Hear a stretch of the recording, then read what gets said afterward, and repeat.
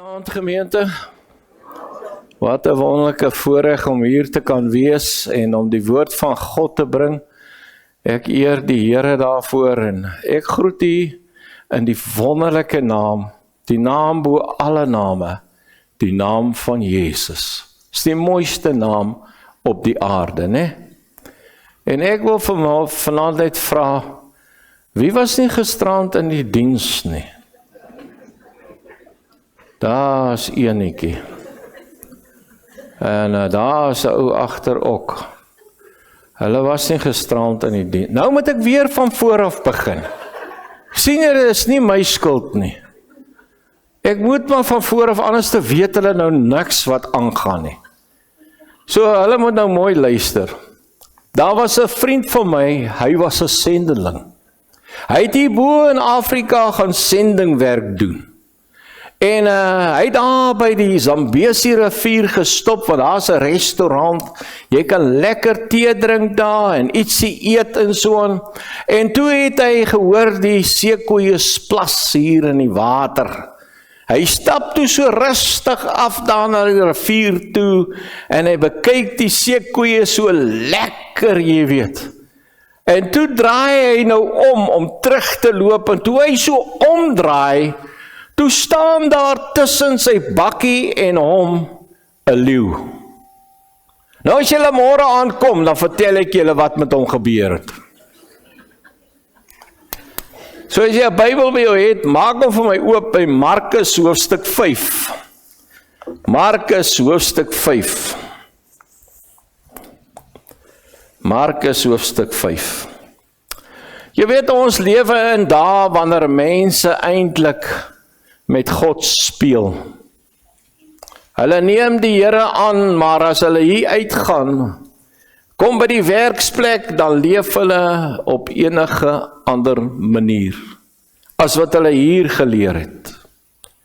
Jy sien, 'n mens is 'n baie snaakse ding. Het jy al gesien by jou kind, as hy stout is, en jy gee hom 'n pak slaag, dan sê hy, papa, ek sal dit nooit weer doen nie. Volgende dag doen hy presies dieselfde ding, is dit nie? Nou ons is net soos die kindertjies, baie stout, en ons speel met die Here. My vriende, vir tyd verspeel is verby. Dis nou die tyd wat ek en jy erns moet maak met God. Jy weet, ek was 'n treindrywer gewees, en daar op Nightstasie het 'n goederetrein gestaan.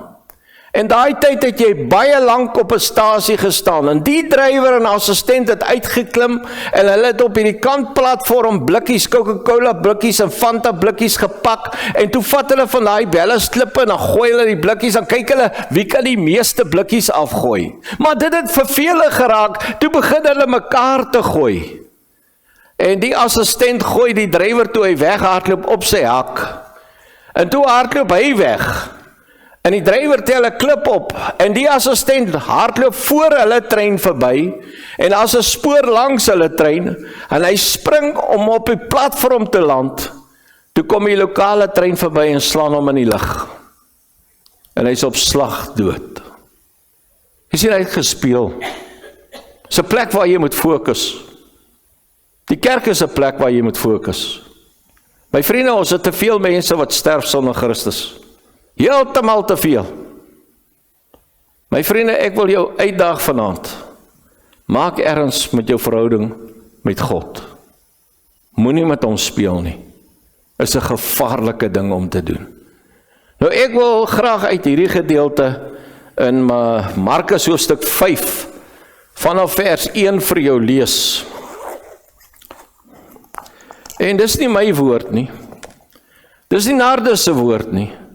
Dis God se woord. En ek en jy behoort hierdie woord te heilig, want dit is 'n heilige woord. So ek gaan lees daar van vers 1 af. Daar staan, en hulle het aan die oorkant van die see gekom in die land van die Gadareners. En toe hy uit die skei gaan, kom daar dadelik uit die grafte hom tegemoet 'n man met onreine gees, wat sy verblyf in die grafte gehad het, en niemand kon selfs met kettinge ombind nie, want hy was dikwels met voetboeie en kettinge gebind, en die kettinge is deur hom uitmekaar geruk, en die voetboeie stikkend gebreek, en niemand was in staat om hom te tem nie. En altyd, nag en dag, het hy aangehou om te skreeu op die berge en in die grafte, en homself met klippe stikkend geslaan. En toe hy Jesus van ver af sien, hardloop hy en val voor hom neer, en skreeu met 'n groot stem en sê, wat het ek met u te doen, Jesus, seun van die Allerhoogste God? Ek besweer u by God om my nie te pynig nie, want hy het vir hom gesê, onreine gees, gaan uit die man uit. En hy vra hom, wat is jou naam? En hy antwoord en sê, Legio is my naam, want ons is baie. Toe smeek hy hom dringend om hulle nie uit die land uit weg te stuur nie, en daarteen die hange het 'n groot trop varke gewy. En al die duiwels het hom gesmeek en gesê, stuur ons in die varke, sodat ons in hulle kan vaar. En Jesus het hulle dit dadelik toegelaat. En die onreine geeste het uitgegaan en in die varke gevaar, en die trop daarvan die omtrent 2000 het van die kraanse af in die see gestorm en in die see verdrink. En die wagters van die varke het gevlug en dit in die stad en in die buitewyke vertel, en hulle het uitgekom om te sien wat daar gebeur het. Toe kom hulle by Jesus en sien die besetene sit, gekleed en by sy verstand, die een wat die legioen gehad het, en hulle was bevrees. Die wat het gesien het, vertel toe aan hulle hoe dit met die besetene gegaan het, en ook van die varke. En hulle het hom begin smeek om weg te gaan uit hulle gebied. En toe hy in die skuit klim, het die man wat van die duiwels besete was, hom gesmeek om by hom te kan bly. Maar Jesus het hom dit nie toegelaat nie, maar vir hom gesê, gaan na jou huis, na jou mense toe, en vertel hulle watter groot dinge die Here aan jou gedoen het, en dat hy jou barmhartigheid was. En hy het weggegaan en in Decapolis begin verkondig watter groot dinge Jesus aan hom gedoen het, en almal was verwonderd. Ek wil graag net tot sover vir ons lees. Daar was 'n man met die naam van Jacob Koshi. Hy het een ambisie gehad, en dit was om suksesvol in die lewe te wees. En sukses vir hom het dit beteken baie geld. Hy het geld nagejaag, dit maak nie aan hom saak hoe hy die geld in die hande kry nie, maar hy het alles toegepas. En hy het eintlik is deel geword van 'n smokkelnetwerk van verdowingsmiddels. Hy het al die dobbelsale geken, en hy het goed gedoen in die dobbelsale, en toe word hy die breinbaas van internasionale smokkelary met verdowingsmiddels. In 1980, toe arresteer hulle hom, en hulle gooi hom in 'n gevangenis in Singapore. En toe hy in daai ijskoue tronksel sit, toe besef hy, al sy belange, al sy planne, al sy begeertes, is saam met hom in die tronk toegesluit. Dus vir die eerste keer in sy lewe, voel hy die leegheid van sy hart. En in daai afdeling waar hulle hom gesit het, mag hulle nie rook nie. Maar toe begin hy 'n tabaksmokkelralery. Hy smokkel tabak in en hy verkoop dit aan die prisoners, en sodoende het hy met die tabak gesmokkel. En een aand het hy 'n Bybeltjie van die Gideons gevat, en hy het die bladsy opgerol en hy brand gesteek, en daar was tabak binne-in en hy het gerook. Maar toe raak hy aan die slaap. En toe hy hier vroeë oggendure wakker word, het hierdie sigaret tussen sy vingers dood gegaan. En daar was net 'n ou klein stukkie papier van die Bybel oor. En toe rol hy hom so stadig oop. En toe staan daar, Saul, Saul, waarom vervolg jy my? En hy het nie geweet wat beteken dit nie. Hy het die volgende môre vir die wagte gevra, asseblief, kry vir my 'n ander Bybel. Hulle kry toe vir hom 'n ander Bybel, want hy wil die storie lees, en hy studeer alles van Paulus. En hy sê vir homself, as God 'n man soos Paulus kan red, dan kan hy my ook red. Daai nag, in 'n koue tronk self, val hy op sy knieë, en hy bid tot die lewende God, en hy stort meer trane as wat hy ooit in sy lewe gestort het, van 'n vermorste lewe, voor 'n lewende God, en daai aand raak die Here Jesus vir Jacob Koshi aan, en hy word 'n sendeling in die gevangenis.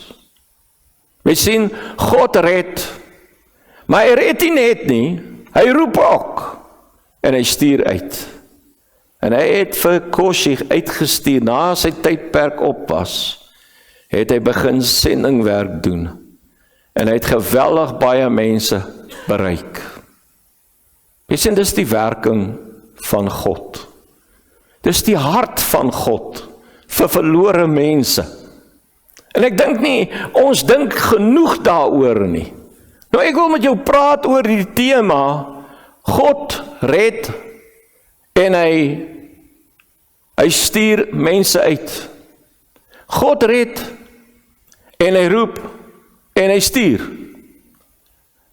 En ek wonder partykeer, as ek hierdie woorde so uiter, hoeveel van julle was al geroep deur die Here Jesus, maar hy het nooit gereageer nie. My vriende, ek sal nooit vergeet toe die Here my geroep het nie. Ek was in die aand op my bed gewees, en die Here het my 3 maal geroep soos Samuel. Hy het my geroep, Johnny. En ek kyk nogal rond in die kamer, waar kom die nou vandaan? Toe hoor ek weer Johnny, en ek kyk so rond, en ek besluit nie, ek gaan my oë oop hou, en kyk wie roep nou, en ek sit my hande so agter my kop, en daai oomblik, toe ek my hande so agter my kop sit, toe hoor ek duidelik, Johnny, en onmiddellik tref het my, die Here het vir Samuel 3 maal geroep, ek het daar langs my bed afgeval, en ek het gehuil voor God, en ek gesê, Here, as U my roep, ek sal gaan, en hy het my geroep, is nou al 40 jaar, en ek was nooit spyt, dat ek hom gevolg het nie, was moeilik, is nie 'n maklike pad nie, is 'n smal weg. Nou ek wil jou vanaand pleit by jou, dat jy mooi sal hoor, dat jy sal fokus op God se woord, op niks anders nie, maar dat jy sal hoor en reageer. Mense, ons leef in 'n tydperk, wat mense net eenvoudig nie meer reageer op God se woord nie. Ons moet nou by 'n punt kom en besluit, aan wie se kant is ons regtig? Toets jou verhouding met die lewende God. My vriende, daar is niemand soos hy nie. Jy kan hom met niks en niemand vergelyk nie. Hy het jou bitter lief. En dit is sy hart wat jou gebring het tot waar jy nou is. Hy het my gedra soos op arends vlerke. Nou in hierdie gedeelte wil ek net 3 gedagtes los. Net 3 gedagtes. Want jy weet, mense verloor mos baie vinnig hulle fokus. Hulle dink aan die hoender in die oond. En ek wonder nou of ek my kar gesluit het. Is die duiwel. Hy werk so, hy wil jou gedagtes op 'n ander plek kry. Maar fokus vanaand op hierdie woord. En vat dit saam met jou. En gaan lees dit. En pas dit toe. Die eerste ding wat ek wil vir jou bring is, die man se omstandighede. Die Bybel maak dit vir ons baie duidelik, dat hy tussen die grafte gebly het. Hy was soos een van die dooies. En hy daar gebly. En hy dag en nag was hy daar tussen die grafte gewees, tussen al die dooies.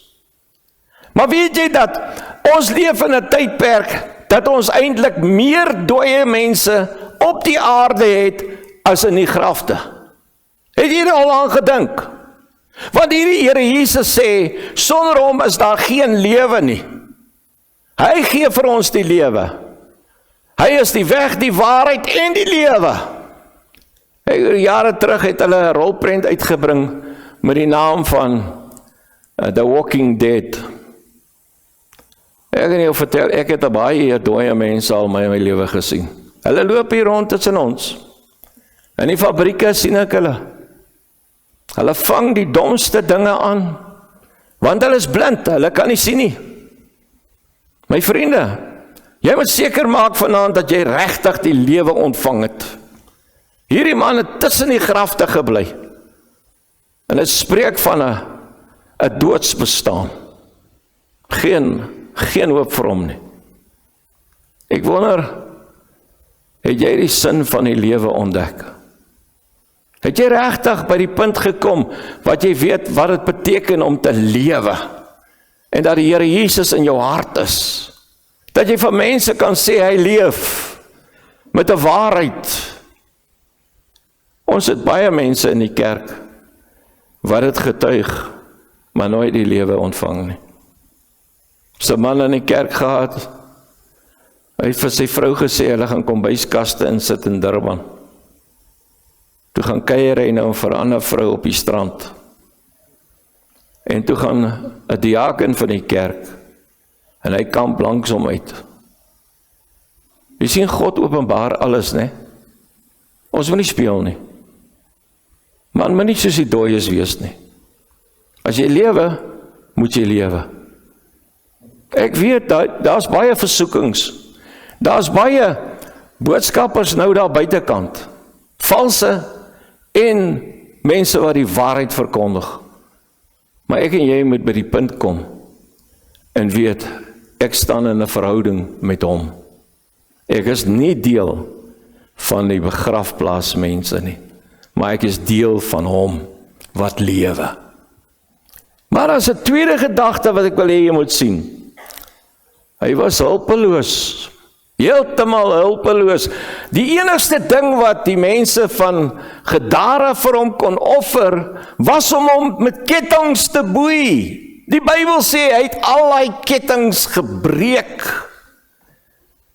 Niks kon hom help nie. Want jy sien hoekom? Hulle het nie verstaan, die probleem was nie uiterlik nie, die probleem was innerlik in sy hart. En dis die probleem wat ons vandag het. Dat baie mense veg met mekaar uiterlik. Maar die probleem is in die hart. Dis die hart wat God wil verander. My vriende, ek wil vandag vir jou sê, ek het te veel mense al gesien in my lewe, wat bely het dat Jesus die Here is, en dan steel hulle in die werksplek. Dan pleeg hulle korrupsie en bedrog en al dergelike goed. Ek het 'n boer geken op Secunda. Hy het 'n man gevra, is jy Christen? En die man sê, ja, ek is 'n Christen. En toe gee hy die werk vir hom. Daai man het hom amper rot en kaal besteel. Ek het jare terug, kon jy na die paskantoor toe gaan en vir jou huishulp kry. En dan gee hulle vir jou so 3 wat jy onderhoude mee kan voer. Ek vra die eerste ene, gaan jy kerk toe? Sy sê nee.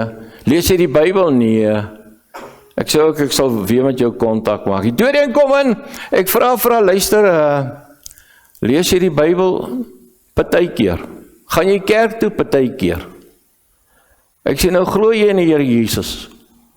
Ja, ek glo in hom. Het hy jou hart al verander? Nee. Ek sê ook, ek sal weer met jou praat. Stuur hulle aan en haar naam is Mita. Sy kom daar en sy spoeg hy Bybel net so, uit alles. Net so. Ek sê vir my vrou, dis die een wat die Here vir ons gestuur het. Weet jy, sy het ons rot en kaal besteel. Ek het haar nogal gehelp om die tasstasie toe te vat. Dis die tyd wat ons in lewe, my vriende. Mense speel met God. Ek wil jou vertel, ons sit in ernstige probleme. Want jy sien die sonde lê en loer soos wat hy vir Kain gesê het. Dit lê en loer ook vir ons. En as jy nie naby aan die Here is nie, dan gaan jy val, my vriend. Die Bybel waarsku ook, hy wat dink hy staan, sal val. Ek en jy moet by 'n punt kom, net besef, ek het die Here bitter nodig. Want net hy kan vir ons oorwinning gee. Net hy kan ons lei en help. So ek wil jou inspireer vanaand, man. Die Here, dis hy wat kom red en roep en uitstuur. Hy doen dit vir 'n doel, vir die koninkryk van God. En ek en jy kan nie weier nie. Ek sal nooit vergeet, 'n man het na my gekom, baie ryk man, en hy sê vir my, hoor hierso, jy gaan môre moet goed koop, ek stuur jou maar 'n gaskar toe. Ek sê, nee, jy maak 'n fout man, ek gaan nie maar 'n gaskar toe nie. Die Here wil my hier gebruik. Hy sê nou gaan bid dan maar oor, maar hier's my kaart en alles, kry wat jy nodig het. Ek gaan bid daai nag, tot 2:00 in die môre, toe gee die Here vir my Jeremia 1, jy moet gaan waar ek jou ook al stuur. En toe gaan ek. Dieselfde met China. Ek het net so stryd gehad. Maar ek het daar besef, God red, en hy roep, en hy stuur. En ek het gehoorsaam gewees. Maar dit vat tyd voordat jy gehoorsaam is, want jy leer dit, jy besef dit. As God met jou gepraat het, en dan reageer jy nie, dan is jy net soos hierdie man. Hy was heeltemal hulpeloos. Daar's ander goed wat jou bind, wat jy nie self kan breek nie. Jy's te besig. Die kettinge van hierdie wêreld hou jou so vas. Maar weet jy dat die Here Jesus, as hy jou aanraak, en hy roep jou, en hy stuur jou, dan val al daai goed af, soos dooie blare, en jy besef, die hoofdoel van my lewe, is om God te verheerlik, en aan hom gehoorsaamheid te toon, ten spyte van wat mense sou sê. My vriende, ek het baie mense gehad wat vir my gesê het toe die Here my roep, jy is dwaas.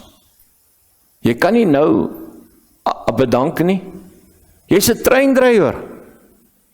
Ek sê, dan sê jy eintlik die Here is dwaas, want hy het my geroep. En ek is nooit spyt, ek het gereageer nie. Jy sien, 'n mens is heeltemal hulpeloos as die Gees van God nie in jou lewe teenwoordig is nie. Dan gaan jy nie hoor nie. En jy gaan nie weet hy roep jou nie. En jy sal nie reageer nie. Maar daar's 'n derde gedagte. Hy was sonder hoop. Hierdie man het dag en nag uitgeroep tussen die grafte. Man, hy het geroep en hy het homself met klippe stikkend gesny. Dis soos 'n mens wat nie hoop het nie. Hy weet nie wat die sin van die lewe nie. Jy weet, vir my is dit 'n beeld van 'n sondaar wat ver van God af lewe. Hy was so hopeloos. Daar was geen hoop vir hom nie. Niemand kon hom enige hoop gee nie. Hy was vasgevang en hy dag en nag uitgeroep. Nou die Bybel sê nie vir ons wat het hy geroep nie, maar ek wil my verstout om te sê, ek dink hy het uitgeroep, wat is die sin van die lewe? Want ek het dit baie mense gehoor wat het uitroep, wat is die sin van die lewe? Ek wil sê die sin van die lewe is Jesus. Hierdie man was totaal en al hulpeloos en hy het geen hoop gehad nie. My vriende, ons het hoop. Die kruisiging het klaar plaasgevind. Jesus het uit die dood uit opgestaan en hy lewe. En hy het opgevaar na die hemel en hy het sy gees uitgestort. Ons het werklik hoop, want ons leef na die kruisiging. En dit is vir my so hartseer dat baie mense lewe asof hulle geen hoop het nie. Ek weet die Here het jou geroep, hy het jou gered, hy het jou geroep en hy stuur ons vir 'n taak. En jy moet antwoord daarop. Jy's betrokke by die kerk, is goed. Jy moet doen wat God van jou vra. Help om die gemeente op te bou, nie af te breek nie, op te bou. Dis wat ons moet doen. En dis ons taak. Maar ek wil afsluit, luister. Hierdie man het regtig 'n Messias nodig gehad. Toe hy uitgeroep het, dag en nag, het die mense van Gadara hom gehoor. Maar daar was ook iemand anderste wat hom gehoor het. Sy naam is Jesus. Hy het hom gehoor. En Jesus het deur die stormsee gekom, na Gadara toe, en daar aan wal gegaan, en hy het hierdie man genees, vrygemaak. Hy het hom gered, en het hom geroep, en hom gestuur. Want toe hulle terugklim in die skei toe, wil hy ook saam met hulle gaan, en Jesus sê vir hom, nee, jy moet hier bly, gaan terug na jou huis en jou mense, en gaan vertel jou storie aan hulle. Weet jy, daar is mense wat nooit met hulle familie praat oor Christus nie. Hy het ons gestuur, ons moet getuig, ons moet praat. Ons kan nie dit weerhou van hulle nie. Dink dan, hierdie man het so geroep, dag en nag, maar daar was 'n lewende God, wat hom gehoor het, en sy geroep beantwoord het. En toe stuur hy hom. Weet jy dat, na 32 jaar, was die Christene vervolg. Gelowiges moes vlug vir hulle lewens. Weet jy waaraan te vlug hulle? Hulle vlug na hierdie Decapolis, wat beteken 10 stede. En hier, toe hulle daar kom het, hierdie man, die besetene van Gadara, het die plek voorberei vir hulle. Hy het met die mense gepraat, hy het getuig, hy het sy storie vertel, en die mense was gereed om die gelowiges te aanvaar en behuising te gee, na 32 jaar. Jy sien, ek en jy moet nie moed verloor nie. Ons moet aanhou en aanhou en aanhou.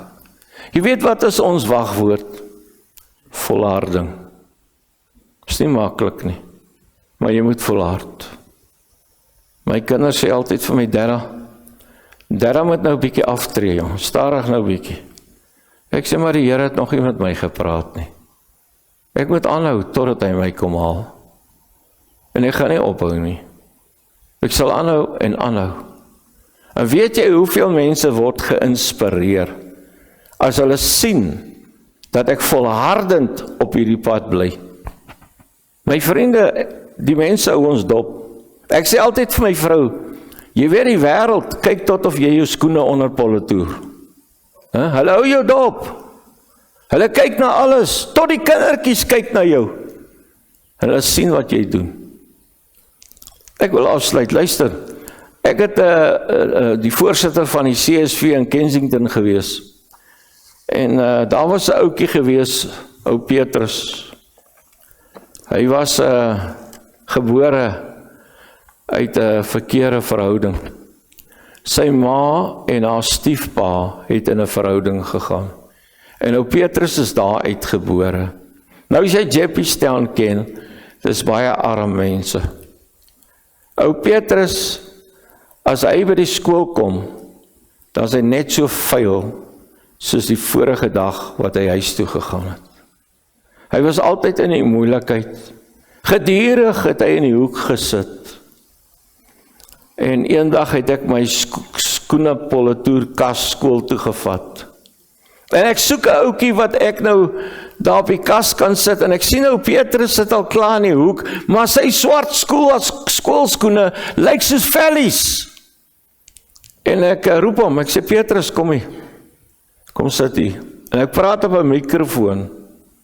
Die kinders het eers gelag, want is ou Petrus, hy is altyd in die moeilikheid.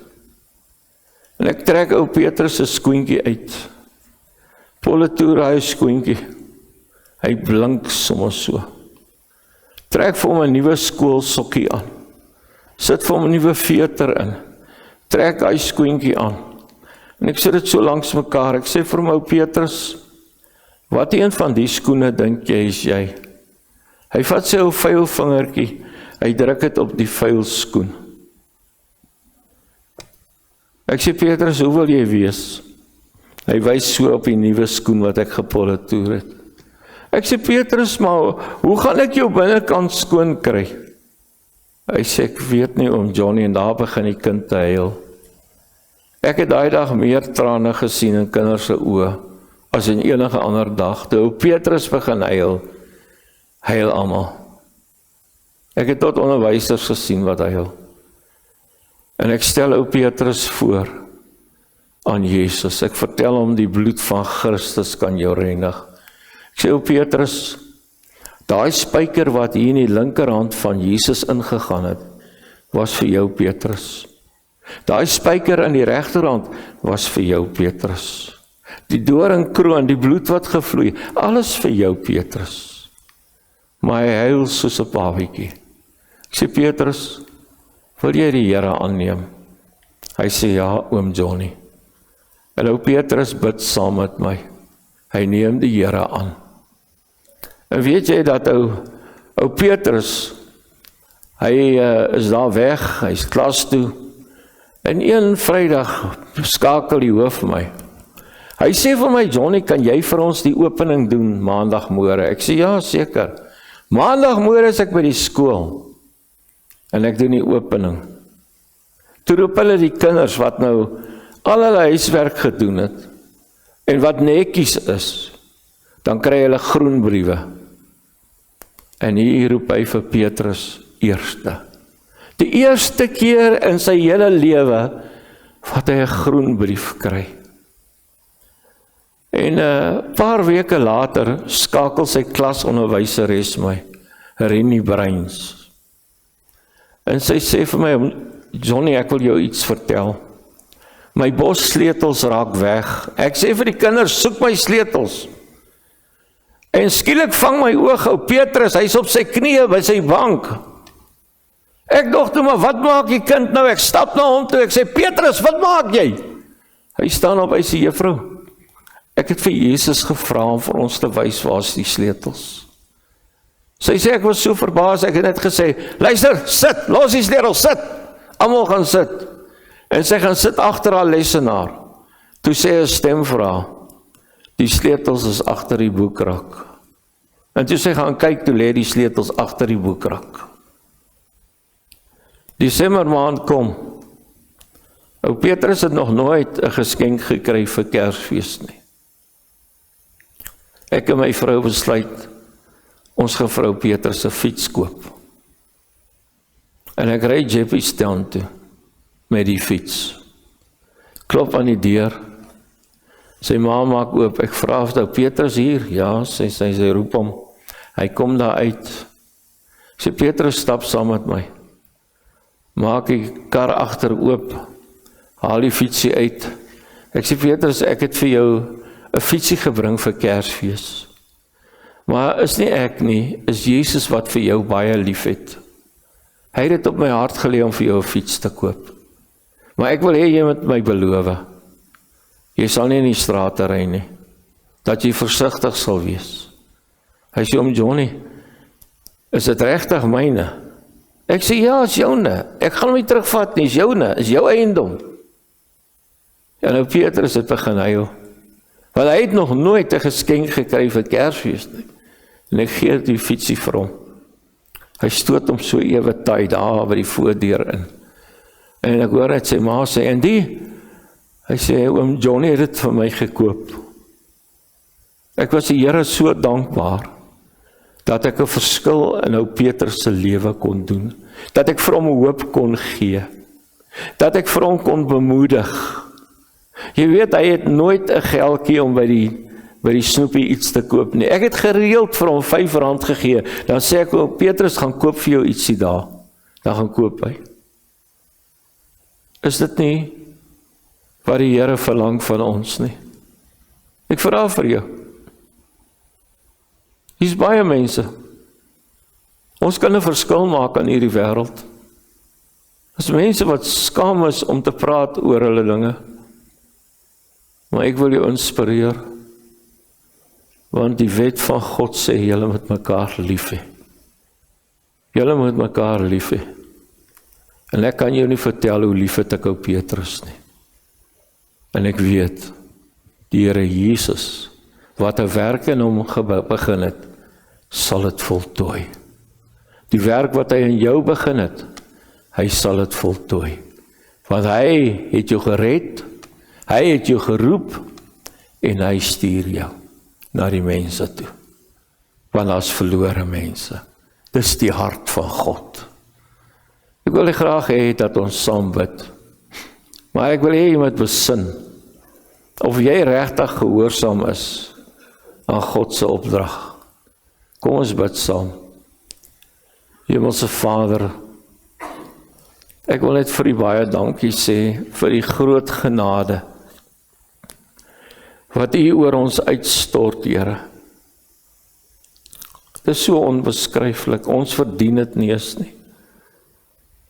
En ek vra asseblief dat U ons vergewe vir al die mense wat ons verbygeloop het. Die mense wat ons kon gehelp het, maar ons het nie. Ek vra vergifnis, Here. En ek vra dat U elkeen van ons in 'n besondere wyse sal aanraak vanaand deur U Heilige Gees. En Here, U is die een wat vir ons roep en een wat ons stuur. Help ons om gehoorsaam te wees. Here, ons hierdie bloemfonteine het mense nodig wat kan sê, so sê die Here. Ek vra asseblief, laat U Gees werksaam wees asseblief. Hier sit mense met 'n behoefte. Mense wat nie daaroor wil praat nie. Mense wat te bang is. Wat sal ander mense sê? Maar o Heilige Gees, kom werk in hulle harte. Soos net U wat die oortuigingswerk kan doen. Ek pleit by U asseblief. Veral nou in hierdie tyd wat ons dit so bitter nodig het. Te veel kerke val uit mekaar uit. Ek pleit die bloed van Jesus oor hierdie gemeente. Ek pleit vir wysheid en insig. Ek pleit vir beskerming, vir voorsiening, en dat hierdie gemeente van krag tot krag sal gaan. Ek bid vir al ons boere, Here. Ons het reën nodig. Ek vra dat U sal uit U goedhartigheid die reën sal gee, wat so nodig is. Veral in Noordwes, dele van ons land wat bitter droog is. Maar Here, die meeste vra ons dat U herlewing sal kom gee. Dat ons mense weer opnuut aangeraak word. Ons het 'n vars uitstorting van die Heilige Gees bitter nodig. Ons pleit dit alles in Jesus naam. En ons sê baie dankie daarvoor. Amen.